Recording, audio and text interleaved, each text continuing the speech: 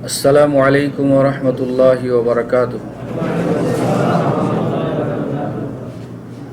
الحمد لله الذي خلق السماوات والأرضين وخلق الإنسان من سلالة من طين وفتح أبواب بركات من السماء والأرض للخلق أجمعين إنه هو الرزاق ذو القوة المتين. اللهم لا علم لنا إلا ما علمتنا إنك أنت العليم الحكيم. اللهم انفعنا بما علمتنا إنك على كل شيء قدير. وأصلي وأسلم على سيد الأنبياء والمرسلين وعلى آله وصحبه أجمعين. أما بعد، أعوذ بالله من الشيطان الرجيم. وآخرون يضربون في الأرض يبتغون من فضل الله. সম্মানিত উপস্থিতি, যাবতীয় প্রশংসা মহান রব্বুল আলামিনের জন্য, যার অশেষ মেহেরবানিতে আজকে আমরা ধারাবাহিক আলোচনার নতুন একটি অধ্যায় শুরু করতে যাচ্ছি ইনশাআল্লাহ। ওয়া তৌফিকি ইল্লা বিল্লাহ। যদিও বিষয়টি অত্যন্ত গুরুত্বপূর্ণ, জটিল বর্তমান পরিস্থিতির আলোকে এত জটিল বিষয়ের সূক্ষ্ম সমাধান এবং সূক্ষ্ম আলোচনা দেওয়া আমার মতো ক্ষুদ্র এলমের অধিকারীর পক্ষে যথাযথ সম্ভব হবে না।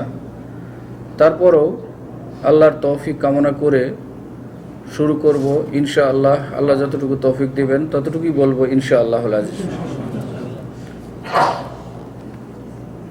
যাদের কাছে কাগজ কলম আছে, নোট করলে একটু ভালো হয় মনে হয়।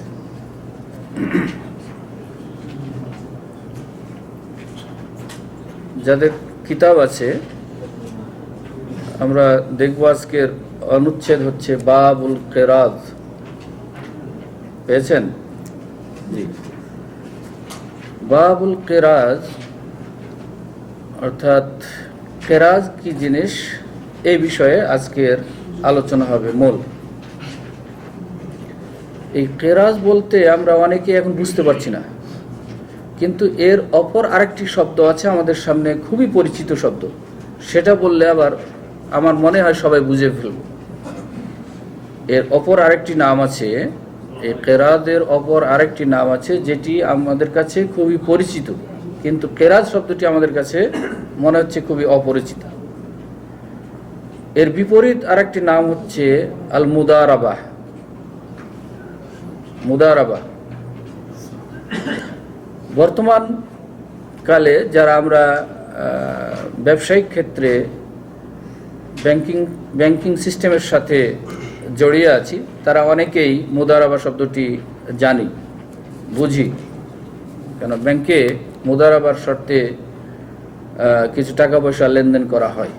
সেই হিসাবে শব্দটি আমাদের কাছে পরিচিত। যদিও এই মুদারাবার শর্ত কি কি রয়েছে, কি কি পদ্ধতিতে মুদারাবা করা ইসলামে বৈধ, সেটা হয়তো আমরা অনেকেই জানি না অথবা জানার চেষ্টাও করি না। তো আজকে এই মুদারাবা নিয়ে হাফেজ ইবনে হাজার আসকালানী রাহিমাহুল্লাহ উনি মাত্র দুটি হাদিস এখানে সংকলন করেছেন। বুলুগুল মারামের মধ্যে মুদারাবা একটা বিশাল বিষয়, কিন্তু মাত্র দুটি হাদিস, মৌলিক দুটি হাদিস এখানে নিয়ে এসেছেন। এর মূল বিষয়টি পাঠকদের কাছে প্রাথমিক ধারণা দেওয়ার জন্য, হয়তোবা আল্লাহু তাআলা। আর এই জন্য আমি শুরুতেই বলেছি যে আমার মতো ক্ষুদ্র জ্ঞানের অধিকারী এত বড় জটিল বিষয় ফুটিয়ে তোলা সম্ভব নয়। যেখানে হাফেজ ইবনে হাজার আসকালানী রাহিমাহুল্লাহর মতো মানুষ মাত্র দুটি হাদিস নিয়ে এসেছেন, উনি মনে করছেন যে সাধারণ পাঠক আমার মতোই জ্ঞানী, যে দুটো হাদিস দিলেই সবাই বুঝে যাবে। হয়তো উনি ওনার জ্ঞানের আলোকে চিন্তা করেছেন, কারণ একটা মূলনীতি আছে, আল মারউ ইয়াকিসু আলা নাফসিহি, যে যেরকম সে সেরকমই চিন্তা করে। তো সুতরাং হাফেজ ইবনে হাজার আসকালানী রাহিমাহুল্লাহ যে দুটি হাদিস দিয়েছেন, উনি হয়তো বুঝেছেন যে সাধারণ পাঠক যারা আছেন তারা এই দুটো পড়েই বুঝে নেবে, কিন্তু এত সহজ মনে হয় না। তারপরেও আমরা এর কিছু কথা বলবো এর আলোকে ইনশাআল্লাহ। প্রথমত আল কিরাজ যে শব্দটি, এটার অর্থ কি সেটা বলবো। এরপরে এর বিপরীত যে আরেকটি শব্দ বললাম মুদারাবা, এ দুটোরই অর্থ বলবো।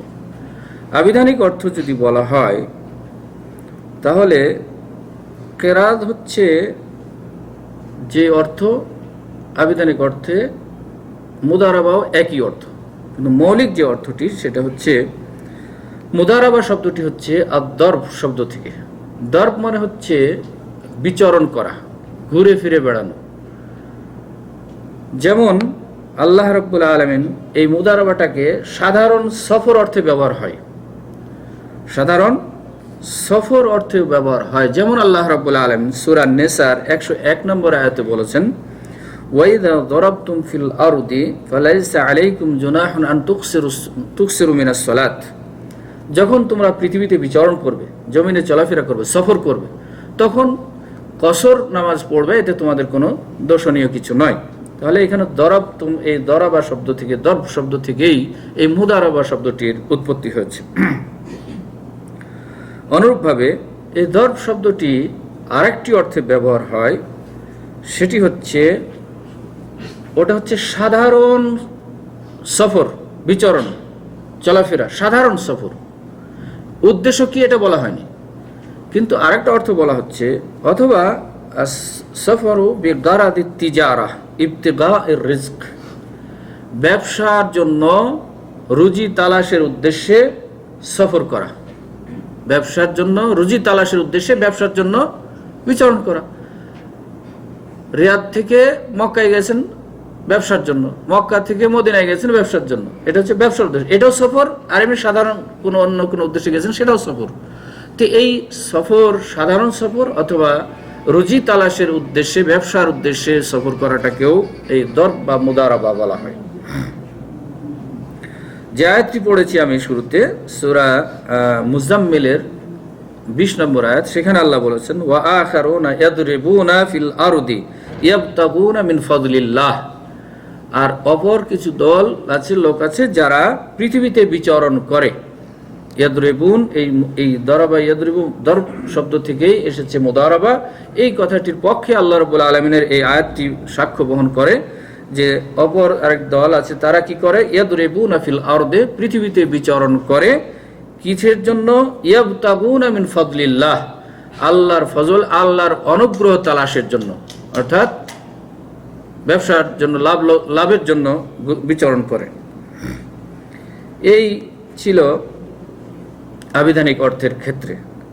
আর পারিভাষিক অর্থে মুদারাবা অথবা কিরাজ, যেটাকে একই অর্থে বলা হয়, সেটি হচ্ছে ইত্তিফাকু বাইনাত তারাফাইনি ইয়াবযুলু আহাদুহুমা ফীহি মালাহু ওয়া ইয়াবযুলুল আখারু জুহদাহু ওয়া নাশাতাহু ফিল ইত্তিজারি ওয়াল আমালি বিহাদাল মাল আলা আন ইয়াকুনা রিবহু যালিকা বাইনাহুমা হাসবা মা ইয়াশতারিতান।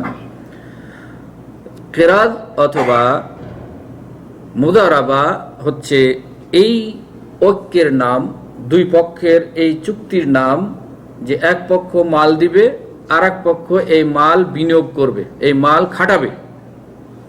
এক পক্ষ মাল দিবে, অপর পক্ষ এই মাল খাটাবে, তার চিন্তা দিয়ে, শ্রম দিয়ে। কিসের? ব্যবসার কাজে খাটাবে। কিসের শর্তের ভিত্তিতে? একটা শর্ত হচ্ছে এই যে এই খাটানো মাল উভয়ের মধ্যে লাভ এবং লসের ভাগ নির্ধারিত শর্ত অনুযায়ী বন্টন থাকবে। যেমন যদি কেউ বলে যে 50-50% অথবা 40-60 অথবা 30-70, নিজেদের মধ্যে যে শর্ত থাকবে সেই শর্ত অনুযায়ী লাভের ভাগ নেবে, অনুরূপভাবে লসেরও ভাগ নেবে। এই কর্মকাণ্ডটাকে বলা হয় মুদারাবা, এই কর্মকাণ্ডকে বলা হয় মুদারাবা। তো এই মুদারাবা সিস্টেম চালু করার জন্য কিছু শর্ত রয়েছে। মুদারাবা আমরা অর্থ বললাম, সংজ্ঞা বললাম যে একজনের মাল আর একজনের শ্রম, চিন্তা এবং চেতনা ব্যবসার কাজে বিনিয়োগ করবে, এই শর্তে যে এর থেকে যা লাভ লস হবে তা নির্ধারিত চুক্তির বিনিময়ে বন্টন করে নেবে। এটার নাম হচ্ছে মুদারাবা। তো এই কর্মকাণ্ডের জন্য কিছু শর্ত রয়েছে।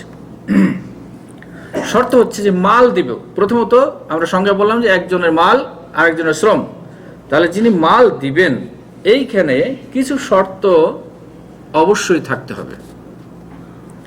সেটা হচ্ছে আন ইয়াকুনা রাসুল মাল নাকদান আই আদ-দানানির ওয়াদ-দারাহিম, যে মালটি দিলেন সেই মাল বলা হচ্ছে। মাল তো অনেক কিছুকেই বোঝানো হয়, মুদ্রাও মাল, গাড়ি ঘোড়াও মাল, জায়গা জমিও মাল। তো এখন কোন ধরনের মাল হতে হবে? এক নম্বর শর্ত হচ্ছে যে মালটা দিবেন সেটা হচ্ছে নগদ অর্থ হতে হবে, দিনার হতে হবে অথবা দিরহাম হতে হবে। দিরহাম এখন আমাদের দেশে নাই, তাহলে কি হতে হবে? মুদ্রা হতে হবে, টাকা হতে হবে। এখন প্রথম শর্ত হচ্ছে যে আপনাকে ব্যবসা করতে দিচ্ছি, সেই জিনিসটা কি মাল? টাকা, মুদ্রা, টাকা। এখন যদি বিপরীত কিছু দেওয়া হয়, যেমন বলা হলো যে এই গরুগুলি তোমাকে দিলাম ব্যবসা করতে, তাহলে এটা জায়েজ হবে কিনা এই সংজ্ঞার আলোকে, এই শর্তের আলোকে? হ্যাঁ, 10টা গরু দিলাম, যে 10টা গরু সলিমউদ্দিনকে দিলাম, উনি ব্যবসা করে আমার শর্ত অনুযায়ী কেনা বেচা করে যা লাভ লস হবে আমাকে অর্ধেক অর্ধেক ভাগ দিবে, এই শর্ত অনুযায়ী এটা জায়েজ কিনা? হ্যাঁ, জায়েজ হবে আরেক শর্তের ভিত্তিতে। জায়েজ হবে আরেক শর্তের ভিত্তিতে। গরু দিলেন অথবা আপনার গাড়ি দিলেন, গাড়ি কেনা বেচা করবে, গরু কেনা বেচা করবে, বলে না এই গরু দিয়ে হবে না অথবা গাড়ি দিয়ে হবে না। কেন? আজকে যে গরু আছে সেই গরুটি কালকে মরে যেতে পারে, অথবা আজকে যে দাম আছে কালকে কমে যেতে পারে, সুতরাং এই লস প্রথমে হয়ে যাবে। এই জন্য এই ধরনের পণ্য দিয়ে মুদারাবা করা জায়েজ নয়। তবে একটা শর্ত যদি লিপিবদ্ধ করা হয় তাহলে অনেকেই বলেছেন সেটা জায়েজ। যেমন যদি আজকে যে গরু দিলাম 5টা গরু, এই 5টা গরুর বর্তমান আজকের বাজার কত, গরু দিনে, তার মানে আমি দাম নির্ধারণ করে গরুগুলি দিলাম, তার মানে দাম নির্ধারণ করে সে পণ্য একটা কিনেই নিল, তখন এই পণ্যগুলি আবার বিক্রয় করে যে লাভ লস হবে সেটা ভাগ বন্টন করে নেবে, এটা অনেকেই জায়েজ বলেছেন। 2 নম্বর শর্ত হচ্ছে যে মাল দেওয়া হবে সেই ক্ষেত্রে শর্ত হচ্ছে আইয়াকুনা রাসুল মাল মা'লুমুল মিকদার ওয়াস সিফাতি ইনদাল আকদ, এটা অবশ্যই যেই মাল দিবেন সেই মাল কি থাকতে হবে? পরিমাণ এবং বিবরণ স্পষ্ট থাকতে হবে, পরিমাণ এবং বিবরণও স্পষ্ট থাকতে হবে। পরিমাণ কিছু বললেন না, এমনি কিছু টাকা দিয়ে দিলেন, অথবা বলে কিছু লাভ হলে দিও, বলেন না, স্পষ্ট লাভ লসেরও পরিমাণ নির্ধারণ করতে হবে এবং মালেরও পরিমাণ নির্ধারণ করে দিতে হবে। আরেকটা হচ্ছে আইয়াকুনা রাসুল মাল আইনান আই হাদিরান, যে মাল আপনি তাকে ব্যবসার জন্য দিবেন, মুদারাবার জন্য, সেই মালটি বর্তমান উপস্থিত থাকতে হবে, বাকিতে চলবে না। অথবা অন্য কারো কাছে লোন আছে, অথবা ওনার কাছে লোন আছে, যাকে আপনি মুদারাবার কাজে নিয়োগ করছেন, তার কাছে আপনি হয়তো কিছু টাকা পাবেন, এই টাকাটাই বললেন যে আজ থেকে তোমাকে মুদারাবা দিয়ে দিলাম, তুমি খাটিয়ে লাভ দিবা, বলছেন না, আগে নির্দিষ্ট করে নগদ নিয়ে এসে দিতে হবে। অথবা যদি কারো কাছে আমি টাকা পেয়ে থাকি, আমি কারো কাছে পাওনাদার, এখন যাকে আমি মুদারাবার কাজে দিচ্ছি তাকে সামনে নিয়ে যদি বলা হয় যে ভাই ওই সলিমউদ্দিনের কাছে আমার 10,000 টাকা আছে, সলিমউদ্দিন আগামী সপ্তাহে অমুক তারিখে দিবে, অমুক তারিখে তোমাকে দিবে, তুমি ওই দিন থেকে হিসাব নিকাশ শুরু করবা এবং নগদ এত টাকা এবং লাভ লস এই শর্তের ভিত্তিতে, তাহলে সেটা জায়েজ। আর একটা হচ্ছে লাভ লস যদি হয়ে যায় লস, আরেকটা শর্ত হচ্ছে যে যদি লস হয়ে যায় তাহলে এই লসের দায় দায়িত্ব কে নেবে?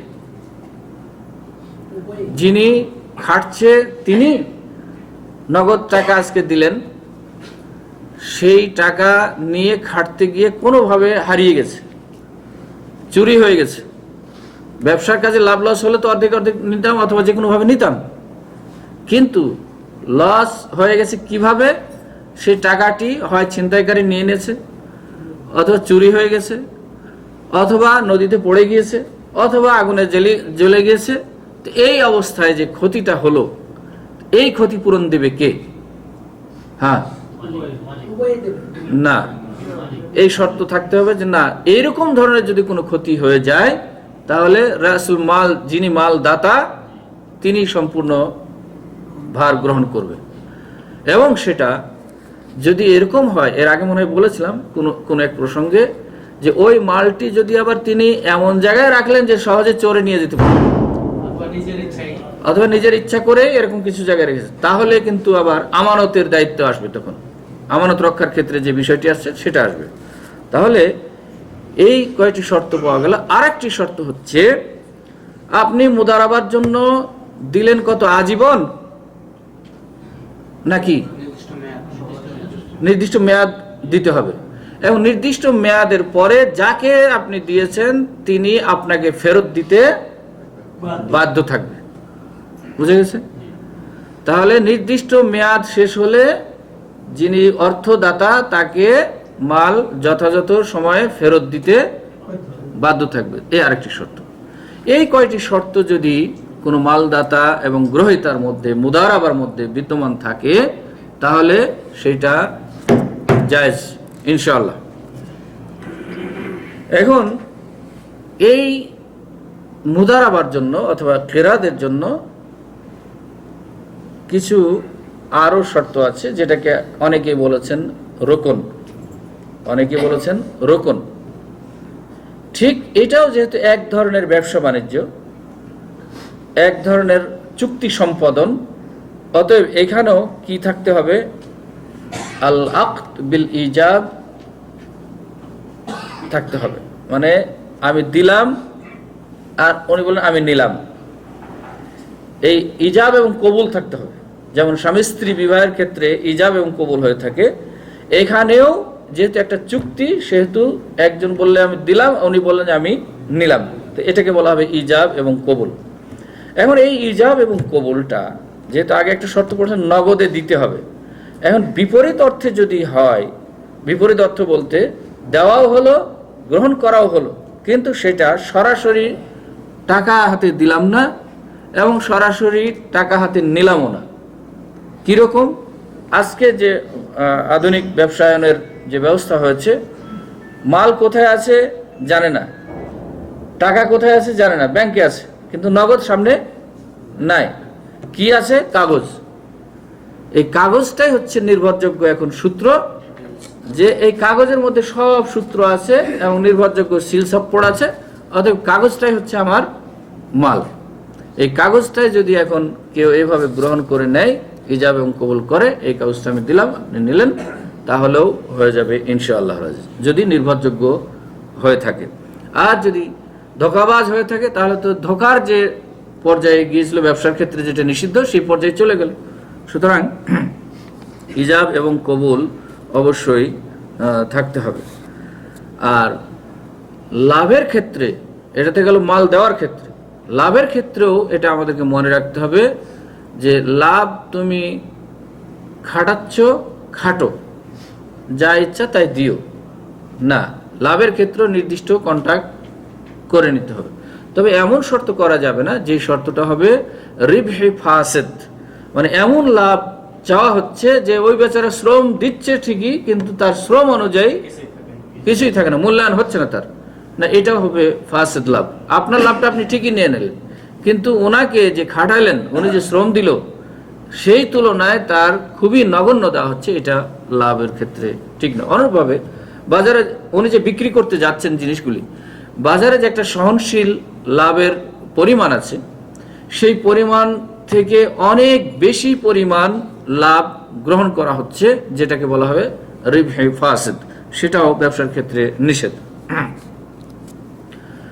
আরেকটা বিষয় মনে রাখতে হবে যে নির্দিষ্ট করতে হবে এই জন্য, ধরুন কেউ যদি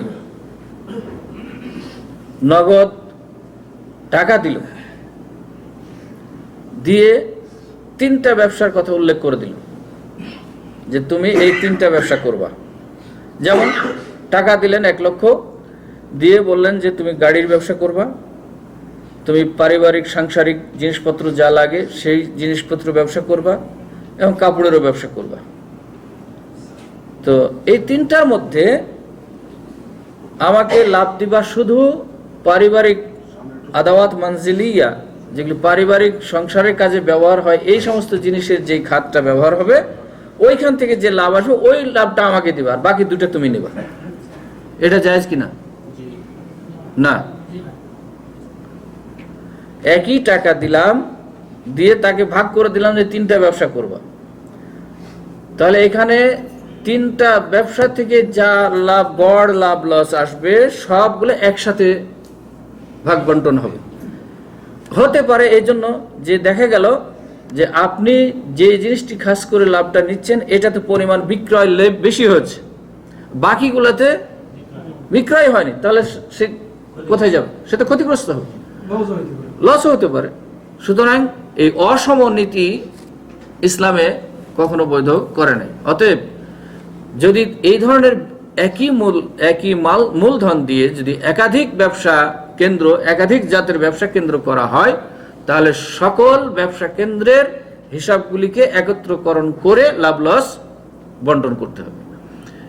অথবা অনুরূপভাবে একই জাতের পণ্য ব্যবহার করছেন, বিক্রয় করছেন, কিন্তু দেখা যাচ্ছে একটা শোরুমে বিক্রয় বললেন, খাস করে দিলেন যে এই শোরুমটা একটু লোকজন বেশি হয় এলাকায়, অত এই শোরুমের লাভ লস আমাকে দিবা, আর বাকি 2টা তুমি নিয়ে নেবে। একই জিনিস, এটাও জায়েজ হবে কিনা? কেন হবে না? এখানেও সংশয় রয়েছে, এখানেও সংশয় রয়েছে যে হতে পারে আপনি যে এলাকাটির শোরুমটি নিয়েছেন লাভ লসের দায়িত্ব, সেখানে হয়তো অধিক পরিমাণ বিক্রি হচ্ছে, আর বাকি 2টিতে বিক্রি হচ্ছে না, অথবা লাভ হচ্ছে না। সুতরাং সে ক্ষতিগ্রস্ত হওয়ার সম্ভাবনা রয়েছে, এই জন্য জায়েজ নয়। অনুরূপভাবে কেউ যদি জমিন দেন, জমিন দিলেন, নগদ মাল দিলেন না, জমিন দিলেন, জমিনের ক্ষেত্রে যেমন ভাগে দেওয়ার ক্ষেত্রে, তো ভাগে দেওয়ার ক্ষেত্রে যদি এটা পরে আসছে, ভাগে দেওয়ার ক্ষেত্রে আমরা অগ্রিম বলে রাখি, পরে ভাগে দেওয়ার ক্ষেত্রে এর আগেও আলোচনা হয়েছে যে জমিন ভাগে দিয়ে দিলাম, দেওয়ার পরে উল্লেখ করে দিলাম যে এই পূর্ব দিক যা হবে ক্ষেত খামার, এই পূর্ব দিকের আমার, আর পশ্চিম দিক তোমার। জায়েজ? কেন জায়েজ না? ওই দিকে কম বেশি হতে পারে, একই জমিনের কিন্তু সব মাথায় ফসল একরকম হয় না, এটা আল্লাহর বিধান। সুতরাং কম বেশি যদি হয়ে থাকে তাহলে ক্ষতিগ্রস্ত হবে, আর ইসলাম কখনো চায় না যে কোনো মানুষ ক্ষতিগ্রস্ত হোক। কাজেই এই শর্তগুলি যদি বিদ্যমান থাকে, তাহলে আশা করা যায় আমাদের এই ব্যবসার ক্ষেত্রে, এই মুদারাবার ক্ষেত্রে বৈধতা পাওয়া যাবে ইনশাআল্লাহ। আধুনিক কালে আরো কিছু সংশয় থেকে যায়, যেগুলির জবাব এখনো আমি সংগ্রহ করতে পারিনি। জবাব হলো, মানে সংশয়গুলি হলো যে আপনাকে আমি মাল দিলাম যে আপনি শ্রম দিয়ে খাটবেন, আমার মাল আছে, মেধা নাই, শ্রম দেওয়ার মতো সময় নাই, কিন্তু আপনার মাল নাই, মেধা আছে, সময় আছে, যার জন্য আপনাকে টাকাগুলি দিলাম। এখন আপনি এই টাকাগুলি নিয়ে গিয়ে আরেকজনকে দিলেন যে তুমি ব্যবসা করে খাও, এইটা বৈধ কিনা? এই সংশয়ের জবাব এখন আমি দিতে পারছি না।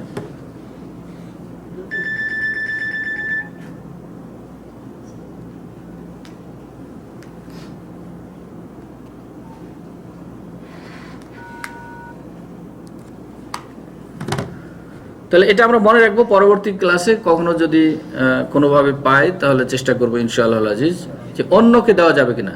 আমি আপনার কাছ থেকে আমানত নিয়ে আসলাম, আমি খাটাবো, আমার সাথে চুক্তি হচ্ছে, অতএব আমি এটা আবার অন্য কারো কাছে দিতে পারবো কিনা। এবং দেওয়ার ক্ষেত্রে আমার সাথে যে লাভ লসের চুক্তি আছে 50-50, ওনাকে দিলেন 40-60, উনি আবার আরেকজনকে দিল 30-70, এটা জায়েজ কিনা? মূলধন তো আমার, আর আমাকে দিলেন, আপনার সাথে যে কন্ট্রাক্ট হয়েছে সেটাই দিলেন, কিন্তু এই টাকাটা নিয়ে আবার অন্য জায়গার কাছ থেকে অন্যভাবে দিয়ে খাটানো হচ্ছে। এবং যে সমস্ত জায়গায় খাটানো হচ্ছে সেই সমস্ত জায়গা হয়তো বা সুদমুক্ত কি সুদমুক্ত নয় সেটাও আমরা জানি না। অতএব এই সংশয়গুলির জবাবের অপেক্ষায় থাকলাম। যদি আল্লাহ তৌফিক দান করেন তাহলে পরবর্তীতে চেষ্টা করব ইনশাআল্লাহ। এই ছিল মোটামুটি মুদারাবার রূপরেখা। আমি আবারও রিপিট করছি, সেটি হলো যে একজনের মাল আরেকজনের সাথে দেওয়া হবে, যিনি শ্রম দিবেন, মেধা দিবেন ব্যবসার কাজে, এই শর্তে যে লাভ লস যা হবে নির্দিষ্ট শর্তের ভিত্তিতে উভয়ে মেনে নিব, ভাগ করে নিব। এই ইত্তেফাকটির নাম হচ্ছে মুদারাবা, এই চুক্তির নাম হচ্ছে মুদারাবা। এই ক্ষেত্রে যে আমরা বলেছিলাম যে হাফিজ ইবনে হাজার আসকালানী রাহিমাহুল্লাহ উনি দুটি হাদিস নিয়ে এসেছেন, তার মধ্যে একটি আমরা পড়ব।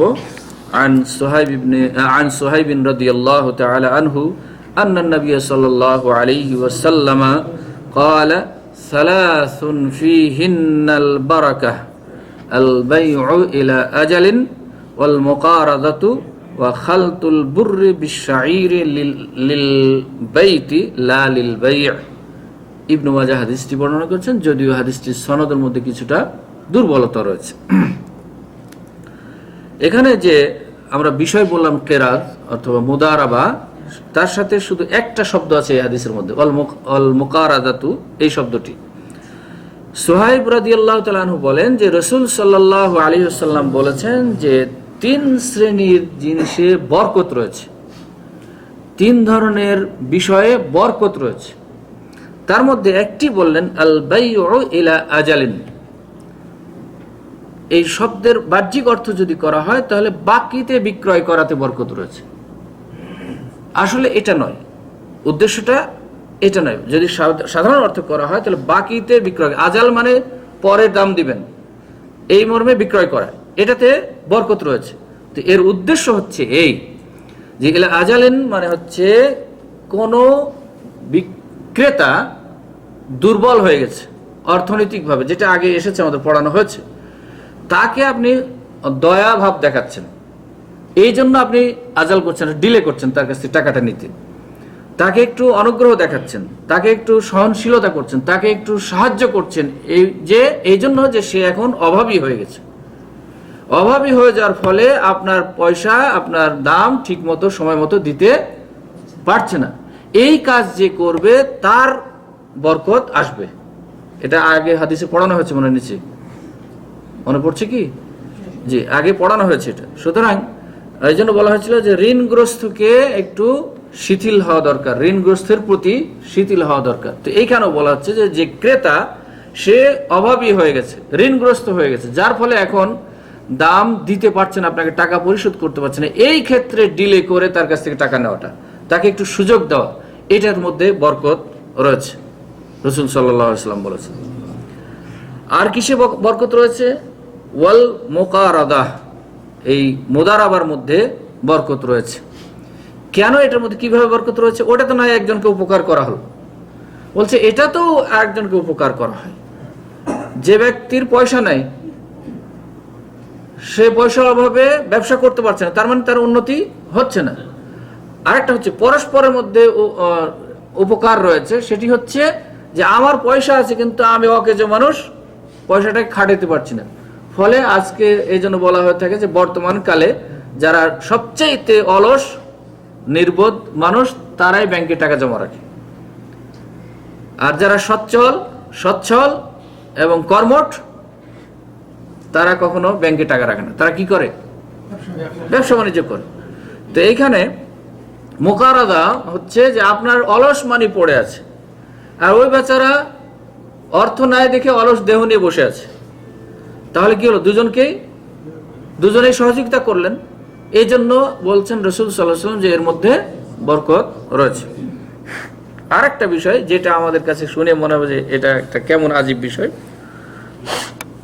সেটি হচ্ছে বাড়িতে খাবারের জন্য গম এবং যবকে মিশ্রণ করা। ওয়া খালতুল বুররি বিশাইরি লিল বাইতি, বাড়িতে খাবারের জন্য গমের সাথে যব মিশ্রণ করা। লা লিল বাই'i, বেচা কেনার জন্য নয়। বেচা কেনার জন্য হলে কি হবে? গিস হবে, ধোঁকা হবে। জবের মধ্যে গম দিয়েছেন নাকি গমের মধ্যে জব দিয়েছেন? যেটার দাম বেশি সেটার সাথে অন্যটা দিবে, তাহলে এটা কি হবে?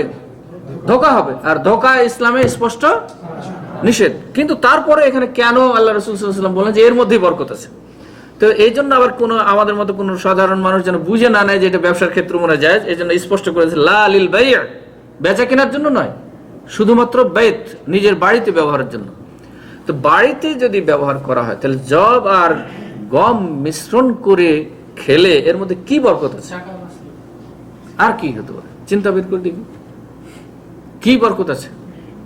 দাম বেশি কম থাকলে কলম এটা চালাই দিলাম, একটা যুক্তি। দেখা গেল যে গমের দাম বেশি, এখন গম খরিদ করে আমার পরিবারে যা লাগবে এক সন্ধ্যায় সেই তুলনায় খরচ বেড়ে যাচ্ছে, কিন্তু জবের দাম অনেক কম। যদি জব এর সাথে মিশ্রণ করা হয় তাহলে ব্যালেন্স হয়ে গেল। অথবা পুষ্টিগুণের ক্ষেত্র হতে পারে, যে জবের মধ্যে যে গুণ রয়েছে এই গুণটা যদি আমি নিতে চাই তাহলে জব অনেক পরিমাণ লাগছে, তখন আবার অন্যদিকে ঘাটতি হয়ে যাচ্ছে।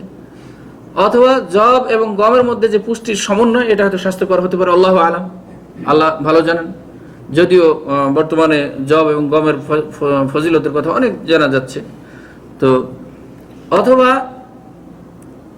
হতে পারে যারা বিশেষ করে আমাদের চাঁপাইনবাবগঞ্জের একটা বিখ্যাত রুটি আছে, হ্যাঁ কেউ আছেন নাকি? কালাই রুটি, মাশাআল্লাহ, বিখ্যাত রুটি। এই কালাই রুটি যেমন এই দেশে আফগানিরা এক রুটিতে কিছু হয় না, ওরকম মাশাআল্লাহ এত বড় একটা রুটি বানাবে, একজন খেয়ে পানি খেয়ে নিল সারাদিন, মাশাআল্লাহ। তো ওই রুটিতে যদি একটু চাউল মিক্সড করা হয় তাহলে ওই রুটির স্বাদ নাকি বেশি হয়। তো তাহলে হতে পারে জবে এবং গমের মধ্যে স্বাদের ভিন্নতাও বেশি বাড়াইতে পারে, আল্লাহু তাআলা আলাম।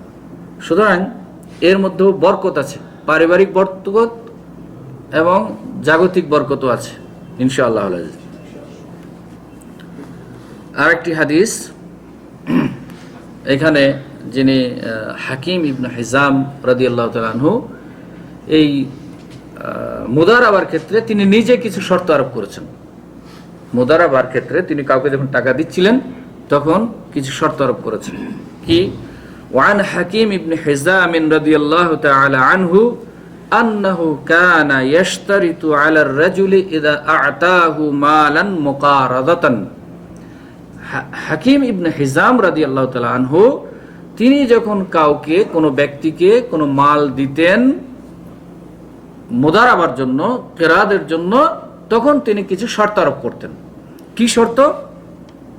এক নম্বর শর্ত হচ্ছে আল্লাহ তাজআলা মালি ফি কাবদি রাতবাতিন, তুমি আমার এই মাল নিয়ে, এই অর্থ দিয়ে যে ব্যবসা করবা, তো ব্যবসার ক্ষেত্রে সতর্ক দৃষ্টি রাখবা যে আমার এই টাকা দিয়ে কোনো জীব জানোয়ার কিনবা না। কাবিদু রাতবাতিন মানে জীব জানোয়ার। তো এই জীব জানোয়ার কিনবা না। কেন কিন্তু মানা করলেন? যে হতে পারে এটা তাড়াতাড়ি নষ্ট হতে পারে, মারা যেতে পারে, ক্ষতিগ্রস্ত হতে পারে। এই জন্য তিনি বলেন যে আমার এই টাকা দিয়ে কোনো জীব জানোয়ারের ব্যবসা করবা না। অর্থাৎ আপনি হুবহু এই জীব জানোয়ারের শর্ত না লাগালেন, কিন্তু অন্য কোনো শর্ত লাগানো জায়েজ কিনা। হিজাম ইবনে হাকিম রাদিয়াল্লাহু তাআলা আনহুর এই হাদিসে বোঝা যাচ্ছে যে আপনিও অন্য কোনো শর্ত দিতে পারেন যদি সেই শর্ত হারাম না হয়। জি, আপনি যাকে টাকা দিচ্ছেন তাকে এরকম শর্ত করে দিতে পারেন যে ভাই তোমাকে টাকা দিলাম, এই ব্যবসার মধ্যে সীমিত থাকতে হবে। হ্যাঁ, এরকম শর্ত দেওয়া জায়েজ, কিন্তু এমন শর্ত দেওয়া যাবে না যে শর্তটি হারাম। ঠিক আছে, অথবা হারাম কোনো ব্যবসার কাজে নিযুক্ত করতে বললেন, তাও চলবে না। সুতরাং যদি কেউ শর্ত দিতে চান, শর্ত দেওয়া বৈধ এই হাদিসের আলোকে। তাহলে উনি কি শর্ত দিতেন, যে আমার এই মাল দিয়ে তুমি কোনো জীব জানোয়ার কিনবে না বা জীব জানোয়ারের ক্রয়ের কাজে ব্যবহার করবে না। আর কি করবে না, ওয়ালা তাহমিলাহু ফি বাহরিন, এই টাকা নিয়ে এই মাল নিয়ে তুমি কোনো সমুদ্র পথ অতিক্রম করবে না। কেন? শরীয়তপুরে কেউ আছেন নেই? আল্লাহ তুমি হেফাজত করো। যে মাঝে মধ্যে যে কি হয়, খুব তাড়াতাড়ি হোক, দোয়া করি আল্লাহ তাড়াতাড়ি হোক।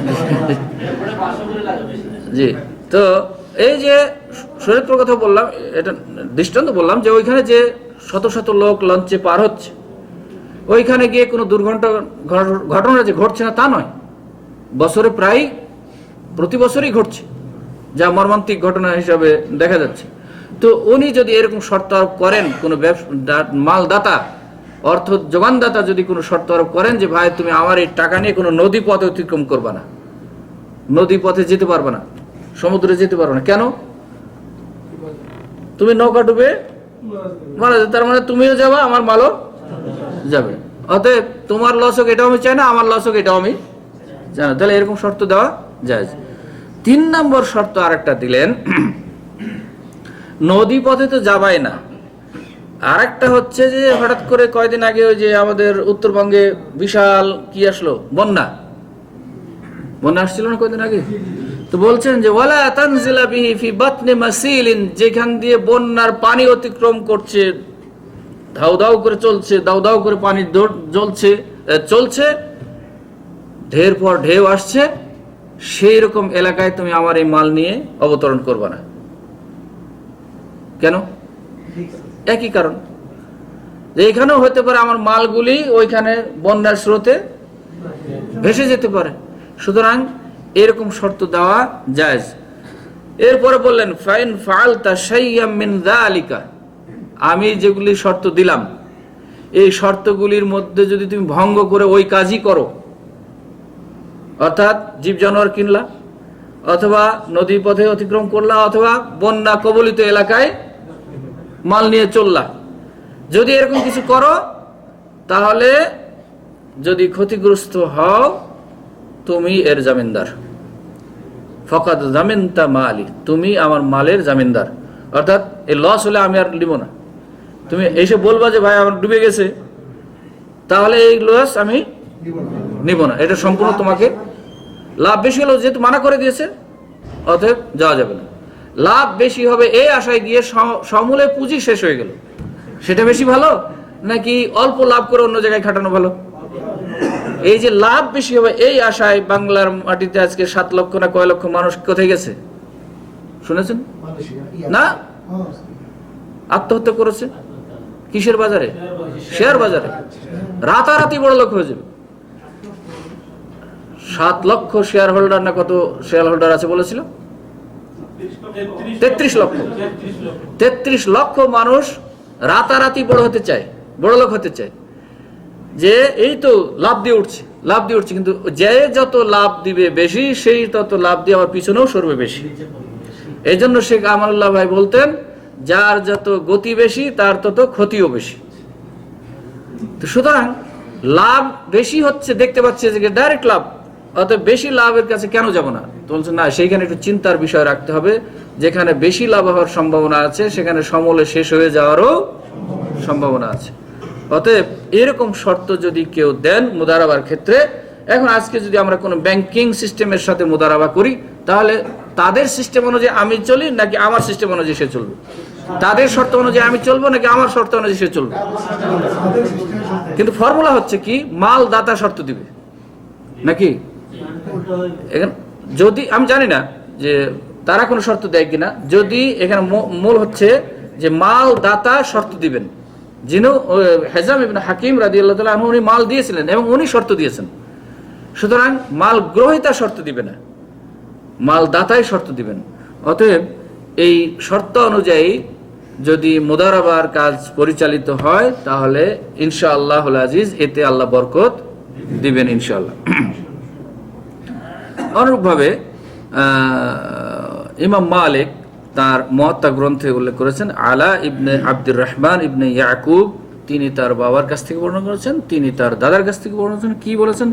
ইন্নাহু আমিলা ফি মালিন লিউসমান আলা আন্নার রিবহা বাইনাহুমা।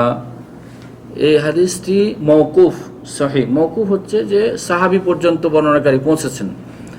তো বলছেন যে ইন্নাহু আমিলা ফি মালিন, কোন সম্পদে তিনি শ্রম দিয়েছিলেন, সেটা ছিল কি, কার সম্পদটা ছিল? ওসমান রাদিয়াল্লাহু তাআলা আনহুর, বা ওসমান রাদিয়াল্লাহু তাআলা আনহু বলতে খলিফা ওসমান রাদিয়াল্লাহু তাআলা হতে পারে, অথবা অন্য কোনো ওসমান হতে পারে, আল্লাহু আ'লাম, এখানে উল্লেখ পাইনি আমি।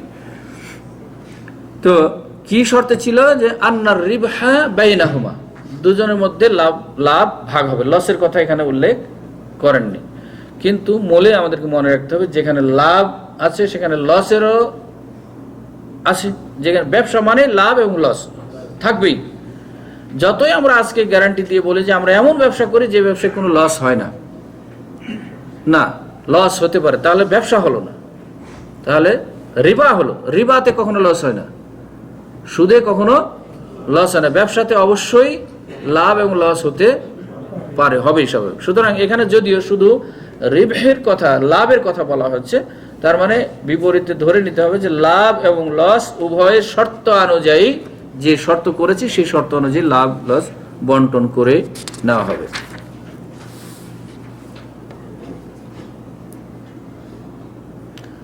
এখন আনুষঙ্গিক একটু কথা এই মর্মে, এই যে মুদারাবা, যে আমি যাকে দিব বা যিনি দিবেন এবং যিনি নিবেন, এদের মধ্যে যদি ভিন্ন ধর্মীয় হয় তাহলে নেওয়া যাবে কিনা, দেওয়া যাবে কিনা? হ্যাঁ, ভিন্ন ধর্মীয়, অর্থাৎ একজন মুসলিম আর একজন অমুসলিম, দাতা হোক অথবা গ্রহিতা হোক, যাবে, জায়েজ। না, এই যে শর্ত থাকলো, শর্ত তো আগেই দেওয়া হচ্ছে। এটা হচ্ছে ব্যবসার কাজে উনি লাগাবে, যে ব্যবসাগুলি হালাল ব্যবসা, সেই শর্ত টাকা দাতা দিচ্ছে। আর যদি টাকা দাতা অমুসলিম হয় এবং সে যদি এই মুসলিম গ্রহীতাকে এমন শর্ত দেয়, যেহেতু শর্ত দেওয়ার অধিকার তার আছে, এমন শর্ত দিল যে শর্তগুলি ইসলামের সাথে স্পষ্ট সাংঘর্ষিক, তাহলে কি করতে হবে? নিতে হবে না। ঠিক আছে? তার মানে মুসলিম এবং অমুসলিম যৌথ ব্যবসা করা জায়েজ, স্পষ্ট জায়েজ। অথবা অমুসলিম নয়, মুসলিমই, কিন্তু আপনার দৃষ্টিতে মনে হচ্ছে এই লোকটা কবর পূজারী অথবা বেনামাজি, তাহলে তার সাথে করা যাবে কিনা? ওই সূত্র অনুযায়ী করা যাবে, ব্যবসা করা যাবে, তার কাছ থেকে শ্রম দেওয়া এবং নেওয়া যাবে। কিন্তু খুঁজে দেখতে হবে যে আমি যে কোরআন এবং সুন্নাহর আলোকে জীবন অতিবাহিত করতে চাচ্ছি, আমার অপর আর এক ভাইও হয়তো কোরআন সুন্নাহর আলোকে জীবন পরিচালিত করতে চাচ্ছে, তাকে আমি সহযোগিতা করি, সেটা হচ্ছে উত্তম। কিন্তু যদি কেউ করেন এরকম সাথে, নাজায়েজ নয়। যেমন সেদিন কোথায় বললাম যে যে শিয়া চক্রান্ত, এরা যে কোনো ধরনের নিজেদের কাজ কারবার করুক, শিয়া ছাড়া আর কারো বাইরে সুযোগ পাবে না, দিবে না। যে কোনোভাবে তারা ওই শিয়া লাগাবেই, শিয়াদেরকে নিয়ে আসবেই। যার বাস্তব ঘটনা একটা বলেছিলাম যে মদিনায় একজন বাগানের মালিক ছিল শিয়া, তার কাছে কাজ করতো আমাদের এক ভাই রবিউল ভাই, উনি আলিম মানুষ। তো ওনাকে একদিন বলেছিল যে আমার একটা লেবারের দরকার, তোমার দেশ থেকে এনে দিয়ে। তুমি ঠিক আছে, এনে দেবো। উনি ভালো বিশ্বস্ত ছিল মালিকের কাছে, কিন্তু ইনি যেহেতু শিয়া নন, এই জন্য ভিতর তার এটা ভিতরে অন্য ধরনের কাজ করত। বলার পরে উনি এদিকে লোক ঠিক করেছেন। ইতিমধ্যে ওই মালিক ঢাকা শিয়ার যে কেন্দ্র, কোন জায়গায়, ওই যে বক্সিবাজারে, সেখানে তারা কন্ট্যাক্ট করেছে, দিয়েছে লোক, যে আমাদেরকে একটা লোক দাও। ওরা আবার খুঁজে দিনাজপুর এলাকা থেকে আরেকজন শিয়াকে নিয়ে এসে এখানে পাঠাইছে। তো দেখেন তাদের নেটওয়ার্ক। তো ওইরকম আমরা যদি মনে করি যে না, কোরআন এবং সুন্নাহর অনুসারী অপর ভাই আছে যাদের মাল আছে, শ্রম দেওয়ার সময় নেই, অথবা মাল নাই, শ্রম দেওয়ার ব্যবস্থা আছে, সময় আছে, তারা মিল করেন, করে ওইভাবে ব্যবস্থা করেন। ইনশাআল্লাহ আল্লাহ বরকত দেবেন। টাইম কি শেষ? 8:30? আর 10 মিনিট 15 মিনিট চালানো যেতে পারে নাকি? সোয়াল মাশাআল্লাহ। মানে নতুন আরেকটা অনুচ্ছেদ আসছে, এই জন্য বলছি যে তাহলে আমরা নতুনটা আগামী সপ্তাহেই শুরু করি। আর এই মুদারাবার ক্ষেত্রে আমি আরেকটু বললাম যে বর্তমান আধুনিক লেটেস্ট যে সমস্ত পদ্ধতিগুলি অবলম্বন করা হচ্ছে সেগুলির সাথে এই হাদিসগুলির সম্পর্ক আছে কিনা এটা আরও একটু তথ্য আমাদের সংগ্রহ করা দরকার। কাজে দোয়া করেন আল্লাহ যেন আমাদেরকে তৌফিক এনায়েত করেন, যেন আমরা আগামীতে এই কীভাবে পদ্ধতিগুলি অবলম্বন করা হচ্ছে এবং সেগুলির সাথে সম্পর্ক আছে কিনা এটা আমরা তালাশ করার চেষ্টা করবো ইনশাআল্লাহ। কারো যদি সওয়াল থেকে থাকে আজকের আলোকে বলতে পারেন। জি।